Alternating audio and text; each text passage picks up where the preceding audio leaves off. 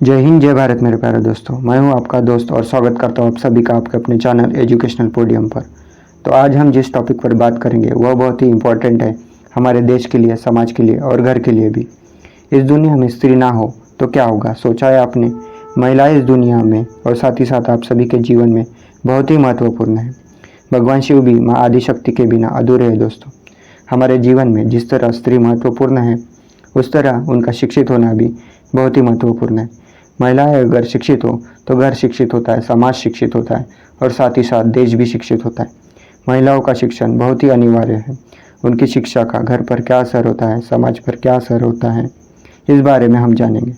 तो आज हम इतिहास में जाकर देखते हैं तो हमारे देश की प्रथम शिक्षिका और महिला शिक्षिका सावित्रीबाई फुले के बारे में आज हम जानते हैं। इनका जन्म 3 जनवरी 1831 में गुलाम भारत के महाराष्ट्र राज्य के सतना जिले में नायगांव में हुआ था दोस्तों।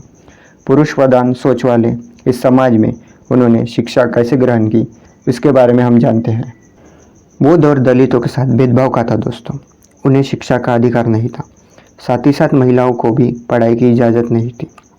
ऐसे दौर में सावित्रीबाई फुले ने किस तरह शिक्षा ली इसके बारे में जानते हैं। जब वह छोटी थी उन्हें कहीं से एक अंग्रेज़ी किताब मिली। जब उनके पिता ने सावित्रीबाई के हाथ में किताब देखी तो उसे छीन कर फेंक दिया।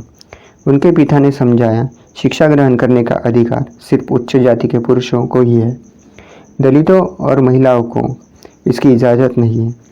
बचपन से ही सावित्रीबाई फुले ने पढ़ाई करने की ठान ली थी दोस्तों। हालांकि महज 9 वर्ष की उम्र में उनका विवाह ज्योतिराव फुले से कर दिया गया।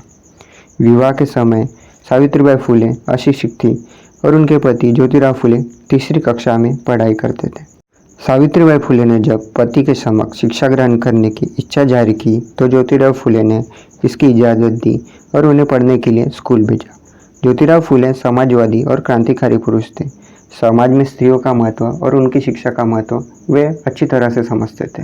यही कारण था उन्होंने अपनी पत्नी और उनकी शिक्षा का महत्व समझा और स्वयं उन्हें पढ़ाया। शादी के बाद स्कूल जाना सावित्रीबाई फुले के लिए आसान नहीं था। उन्हें काफ़ी विरोध का सामना करना पड़ा, यहाँ तक कि उन पर पत्थर फेंके गए, कूड़ा कचरा डाला गया, लेकिन उन्होंने हार नहीं मानी, स्कूल जाना जारी रखा दोस्तों। उन्होंने न केवल खुद पढ़ाई की बल्कि अपने जैसी तमाम लड़कियों को शिक्षा के मार्ग पर चलने के लिए प्रेरित भी किया और उनके लिए कई मार्ग भी खोले। शिक्षा के लिए बालिकाओं को संघर्ष ना करना पड़े, यह सोचकर सावित्रीबाई फुले ने साल 1848 में महाराष्ट्र के पुणे में देश का पहला बालिका स्कूल स्थापित किया। एक एक कर सावित्रीबाई फुले ने बालिकाओं के लिए 18 स्कूलों का निर्माण भी किया दोस्तों। सत्यशोधक समाज की स्थापना सन 1873 में महात्मा ज्योतिराव फुले ने की। इसमें सावित्रीबाई फुले का बहुत बड़ा योगदान था। अपने पति के साथ उन्होंने देश सेवा और समाज सुधारक की बहुत बड़ी भूमिका निभाई।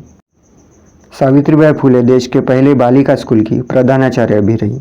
उनका निधन 10 मार्च 1897 को 66 वर्ष की आयु में हुआ था।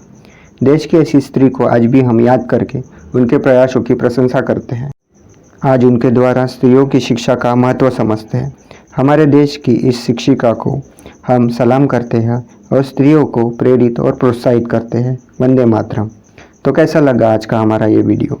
ऐसे ही वीडियोस के लिए हमारे चैनल को ज़रूर सब्सक्राइब करें दोस्तों।